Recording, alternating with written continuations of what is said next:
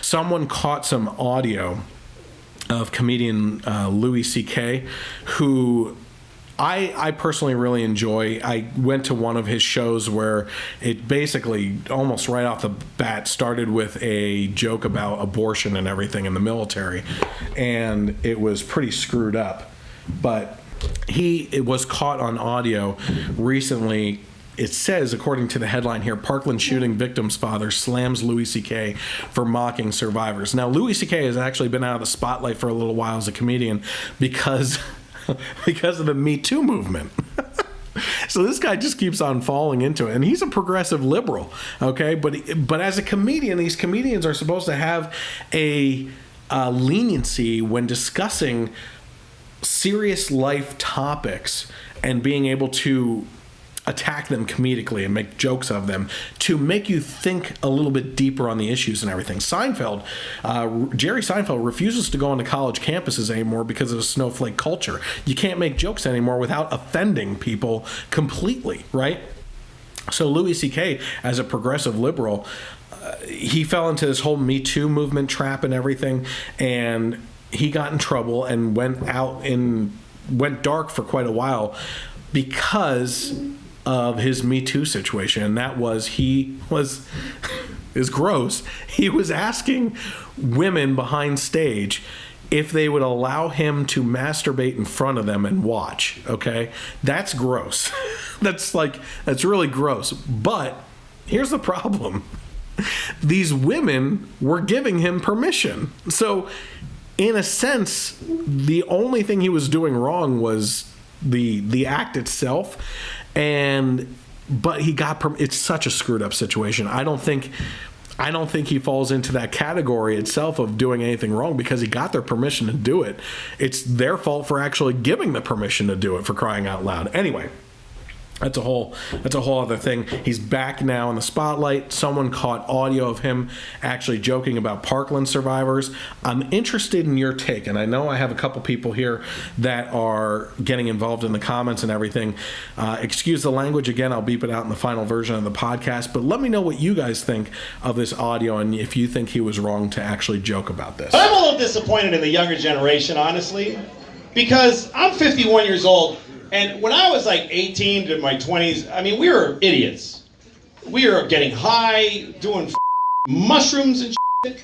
And then older people were like, you gotta get your together. And we were like, yeah, you. And I was kind of excited to be in my 50s and see people in their 20s and be like, they're crazy. These kids are nuts, but they're not. They're they're just boring. Telling them, you shouldn't say that. What are you, an old lady? What the are you doing? It's not appropriate. You're a child. Why are you finger each other and doing jello shots? Like, why aren't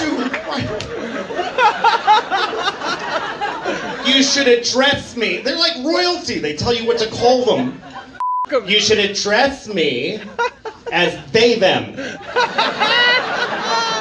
Because I identify as gender neutral. Oh, okay.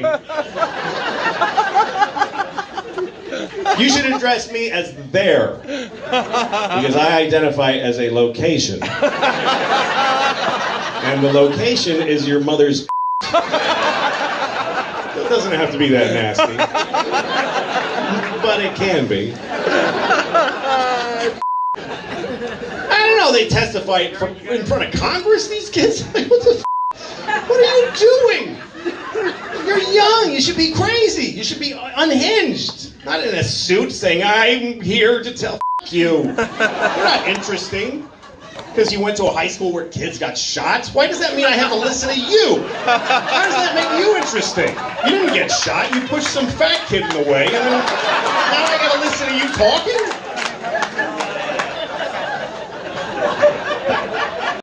Like I said, I'm interested in what hearing what other people have to say about this, but I thought it was really funny, except for the language, of course, obviously. But what he's saying is in regards to the identification, gender identification culture and how silly that is. But then he goes into the Parkland stuff, which was the main crux of what everybody was arguing about, which is, why do I have to listen to these kids go testify in front of Congress just because they happen to be in a school that got shot up?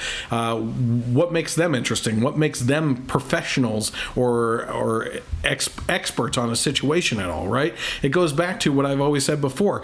I survived cancer almost a decade ago now. At no point in time will you ever catch me walking into a hospital, barging into a room where a doctor is discussing treatment options with a patient and going, excuse me, let me just take a look at your board right here for a second.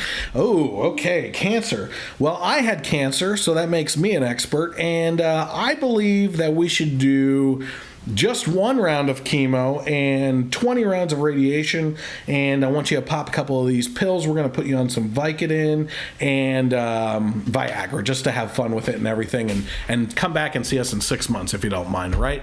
Just because I went through something does not make me an expert on the subject or topic at hand. At no point in time will you ever catch me doing that.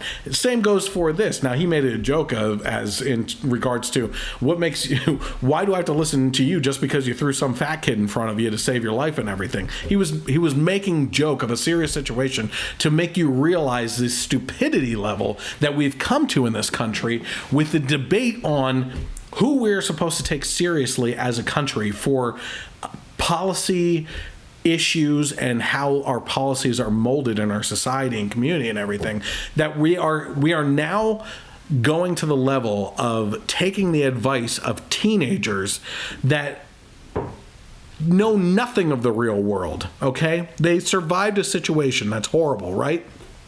But I'm not going to take, no offense to the military members or anything like that, I'm not going to take the lowest ranking member soldier on a battlefield and appoint him to Secretary of Defense because he's been in the battlefield or anything like that. I want someone that's worked their way up through the ranks and developed this intelligence and wisdom based on a situation and experience that goes along with it to actually appoint them as a general or something like that to it.